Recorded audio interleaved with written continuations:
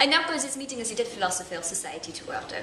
Even though we are dead, we meet on the third Tuesday of every month outside of space and time, inside my living room. As there is no third Tuesdays, and we meet on the 4th. Unfortunately, we are a rather small group today because Kierkegaard had a previous engagement. However, he did tell me that he was sending along a new member to join our group later in the afternoon. So, mon ami Locke, what would you like to discuss today? I've been redecorating the chateau lately, and I'm having some trouble with the interior design. Who did you hire for these changes? I just simply love what you've done with these chairs. Oh, I do not. She did a terrible job with them. Then why did you hire her? Well, at first it was not certain that she knew what she was doing when she was selecting these chairs. And then I was not certain that the chairs existed. If they do, they are ugly. Why are you not certain? Can you not sense them? Well, of course I can. But how often do our senses fool us? How can we know that our perceptions are truly accurate? How can we be certain about that? What do you mean by that? Should false perceptions cause us to doubt everything? Look at this pièce du fromage. When I set it on the table by the fire, what I first perceived as cool and hard and without much scent is now soft and warm and abounding in fragrance. How can my senses get to the nature of the object when they cannot agree on what it is? Of course, though, that's the nature of things. Just as the cheese melts because of the warmth of the hearth, so a man grows. It doesn't change who he is, but he's still the same as when he was a boy. He's just matured. Likewise, if we were to cool the piece of cheese, we could reform it into a ball.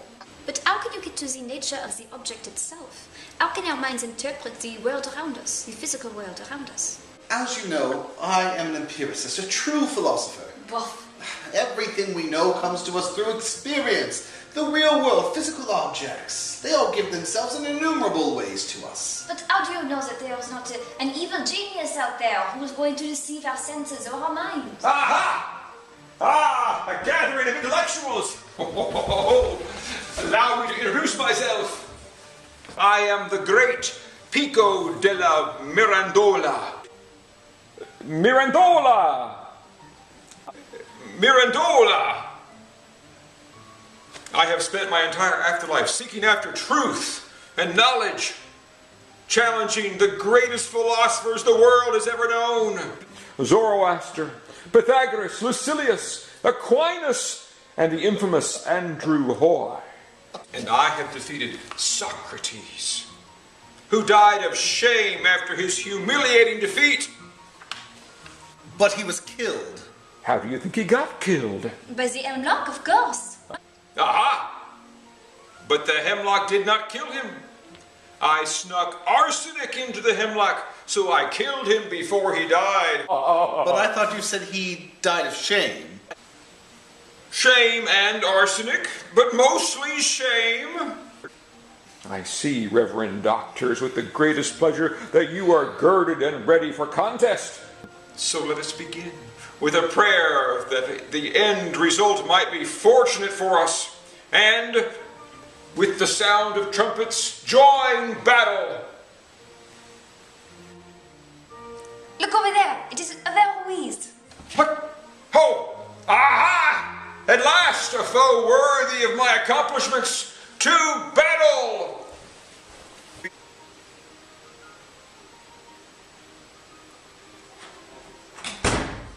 You know, I did dream about him in a leotard last night. Yeah? How do you know that you are not dreaming now? Normally I don't dream of ugly Frenchmen, and not to mention we're dead, so I don't get much sleep anymore. Well, one could argue that because you are dead, you are dreaming all the time. How can you be so certain that your senses are not lying to you? Well, you can't. Although I have evidence to say that my perceptions fool me, I have just as much or more evidence to say that they're true. Therefore I trust that they're right. Aha! I have stumped you. You cannot be certain. But why is it necessary to be certain? Isn't it enough to be reasonably sure? But why would a good God give us a reality that we cannot know? Surely we know that because God is good, that he would give us a reason and senses that we can call trustworthy.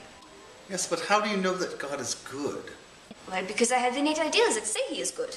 And where did those innate ideas come from? From God, of course. And you know that those innate ideas came from God because... Because God is good, and in his goodness, he gives me clear and distinct ideas of things that I cannot know to experience or create through imagination. That way, I might know the world around me. Rene, surely you can understand the circular activity of your reasoning. I can imagine all sorts of things just based upon my experience. But you cannot imagine perfection, n'est-ce pas? Well, I have never experienced perfection. I certainly can't imagine perfection because I've experienced varying degrees of goodness. So, the idea is innate, then? No, it's based off of experience. But if you have an idea of perfection, and you do not experience it, then surely the idea must be innate. No. Experience. Innate. Experience. Innate. Experience. Innate. Experience.